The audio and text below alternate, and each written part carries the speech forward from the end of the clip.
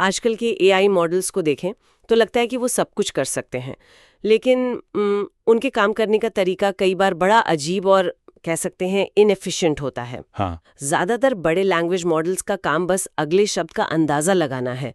ये काम तो करता है, लेकिन क्या ये सच में दुनिया को समझने का सबसे स्मार्ट तरीका है? सोचिए, अगर कोई मॉडल सिर्फ अगले शब्द को प्रिडिक्ट करने के बजाय पूरे वाक्य के मतलब को, उसके एसेंस को प्रिडिक्ट कर सके तो। बिल्कुल, और यहीं पर जेपा यानी जॉइंट एम्बेडिंग प्रेडिक्टिव आर्किटेक्चर का कोर आइडिया आता है। ये पिक्सल या टेक्स्ट टोकन्स प्रिडिक्ट करने के बजाय दुनिया का एक एब्स्ट्रैक्ट रिप्रेजेंटेशन, जिसे हम एम्बेडिंग कहते हैं, उसे प्रिडिक्ट करता है। अच्छा, इसे ऐसे समझिए कि ये सिर्फ सतह पर मौजूद डिटेल्स को रटने के बजाय कॉन्सेप्ट्स को समझने की कोशिश कर रहा है। बिल्कुल, ये दुनिया के बारे में सोचने का एक कहीं ज्यादा नेचुरल और एफिशिएंट तरीका है। और आज हमारे पास जो सोर्स मटेरियल है वो इसी एक ब्रिलियंट आइडिया पे बनी 3 बड़ी ब्रेक थ्रूज की कहानी बताता है। तो आज हम इसी पे गहराई से बात करेंगे। पहले हम उस फंडामेंटल प्रिंसिपल को समझेंगे जो ये सब मुमकिन बनाता है, यानी ले जेपा। फिर देखेंगे कि ये रेसिपी विजन लैंग्वेज मॉडल्स को छोटा और तेज कैसे बनाती है, जिसे VL जेपा कहते हैं। और आखिर में जो शायद सबसे एक्साइटिंग हिस्सा है, ये रोबोट्स को फिजिकल दुनिया की एक कॉमन सेंस वाली समझ कैसे दे रहा है, यानी VJEPA 2। ठीक है, तो चलिए नींव से शुरू करते हैं। इस रेसिपी ले जेपा में वो कौन सा बड़ा थ्योरेटिकल आइडिया है जो इसे पिछले मॉडल से इतना अलग और बेहतर बनाता है? इसका जो कोर कॉन्सेप्ट है वो है आइसोट्रोपिक गॉसियन एम्बेडिंग। अरे वाह, ये सुनने में बहुत भारी शब्द लग रहे हैं। चलिए इसे तोड़ते हैं। आइसोट्रॉपिक का आसान भाषा में क्या मतलब है? इसका सीधा मतलब है हर दिशा में एक जैसा। सोचिए एक परफेक्ट फुटबॉल की तरह जो हर तरफ से गोल है, ना कि एक रग्बी बॉल की तरह जो एक तरफ खींची हुई हो। अच्छा, जब एआई मॉडल डेटा को समझकर उसे एक हाई डिमेंशनल स्पेस में रखता है, तो जेपा चाहता है कि वो डेटा पॉइंट्स एक परफेक्ट गोले, एक स्फीयर की शक्ल में हो। इसका फायदा यह है कि मॉडल किसी एक दिशा को ज्यादा इंपॉर्टेंस नहीं देता, वो अनबायस्ड रहता है। समझ गई, मतलब हर तरफ एक समान अवसर। और गॉसियन का क्या मतलब हुआ? गॉसियन डिस्ट्रीब्यूशन, या जिसे बेल कर्व भी कहते हैं, ये प्रकृति में बहुत आम है।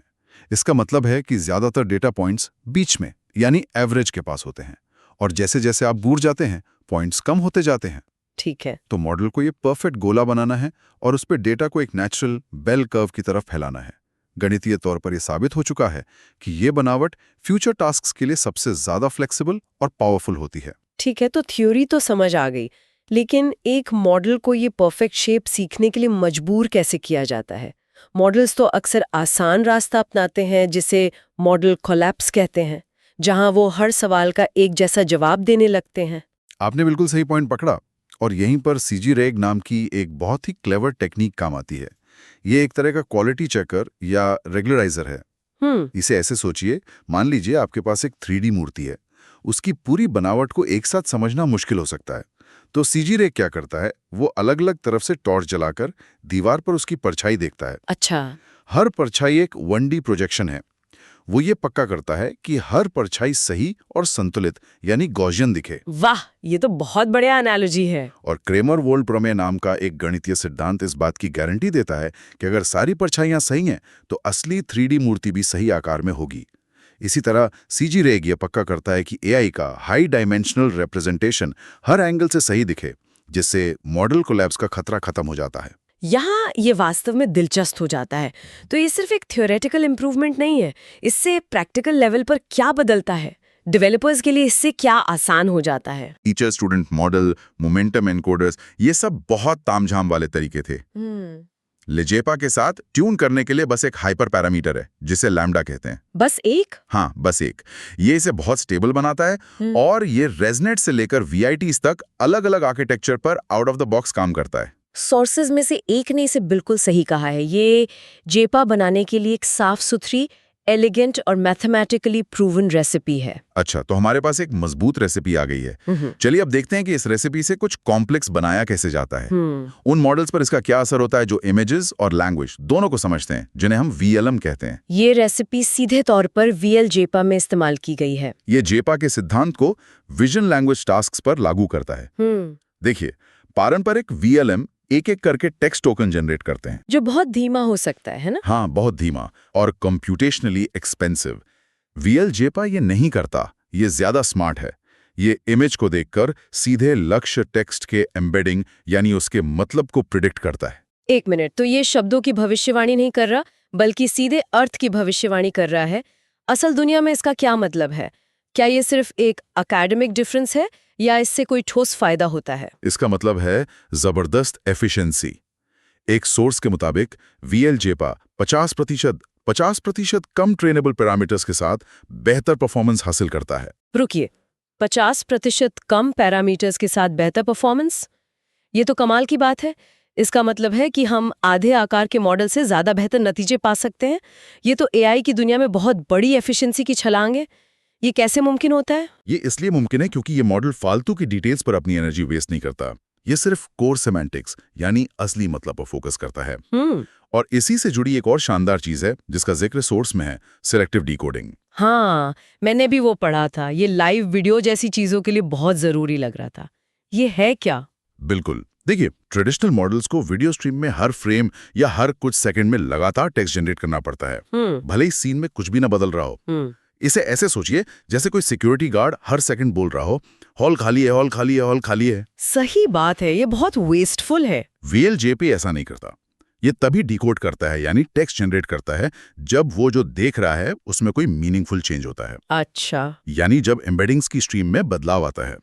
तो हमारा स्मार्ट सिक्योरिटी गार्ड तभी बोलेगा जब कोई हॉल में घुसेगा। जानकारी मिस तो नहीं कर देता? नहीं, और यही इसकी खूबी है।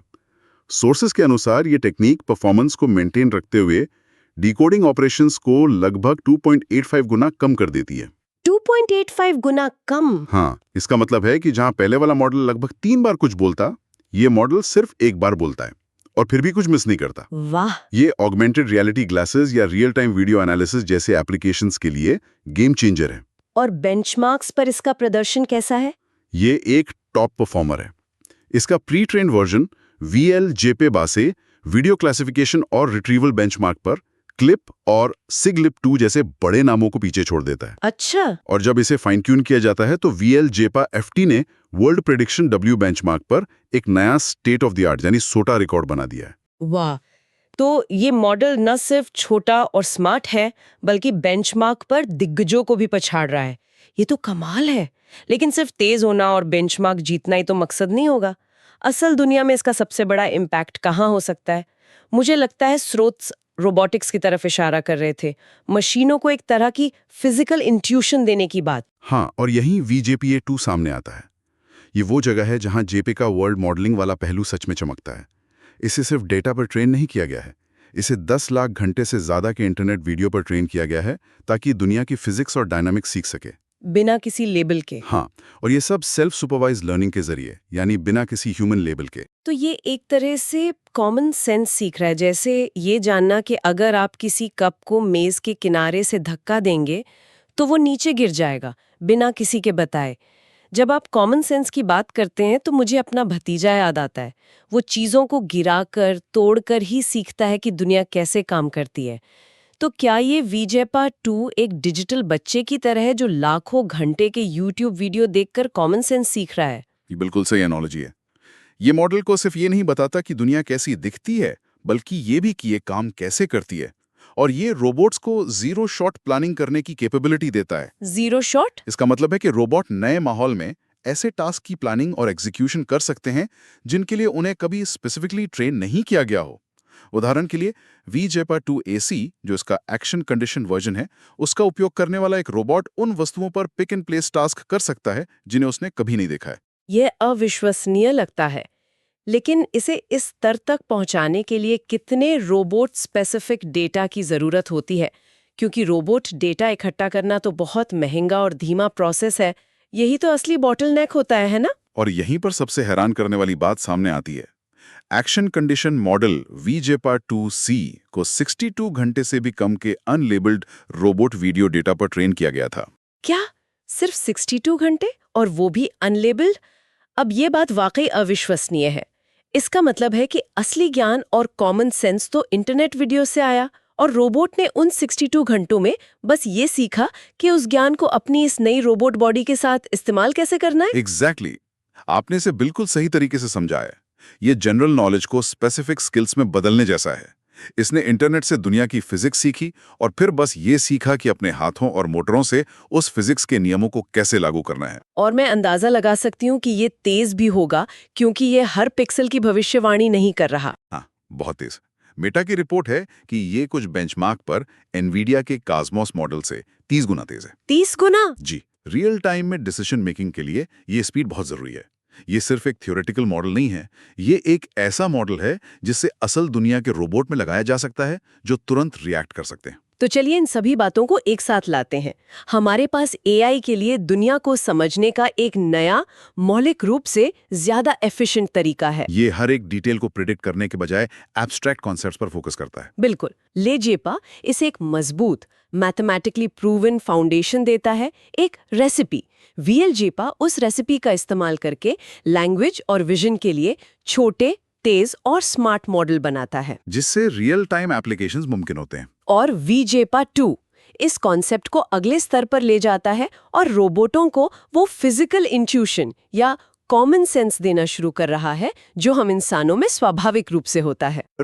इंटरनल वर्ल्ड मॉडल्स बनाने की तरफ जा रहे हैं जो भविष्य का अंदाजा लगा सकते हैं और प्लानिंग कर सकते हैं। और एफिशिएंसी में बढ़ोतरी सिर्फ कंप्यूटिंग पर पैसा बचाने के बारे में नहीं है, ये उन रियल टाइम एप्लीकेशंस को इनेबल करती है जो पहले प्रैक्टिकल नहीं थे, जैसे स्मार्ट ग्लासेस में एक मददगार असिस्टेंट या डायनामिक एनवायरनमेंट में रास्ता खोजने वाले रोबोट। ये सब हमें एक बहुत ही दिलचस्प अंतिम विचार पर लाता है। स्रोतों में ये साफ है कि ये मॉडल अभी काफी हद तक विजुअल डेटा पर निर्भर हैं। हाँ, लेकिन वे ऑडियो मतलब एजेपी और दूसरे माध्यमों के लिए भी जेपी मॉडल का संकेत देते हैं। तो सोचिए क्या होता है जब एक एआई एक ऐसा वर्ल्ड मॉडल बना सकता है जो विजन, साउंड और टच को इंटीग्रेट करता है, और ये सब कुछ उसने सिर्फ दुनिया को ऑब्जर्व करके सीखा हो, ठीक एक इंसान के बच्चे की तरह। जब एक रोबोट का कॉमन सेंस मल्टी सेंसरी हो जाता है तो कौन सी नई अकल्पनीय क्षमताएं सामने आ सकती है।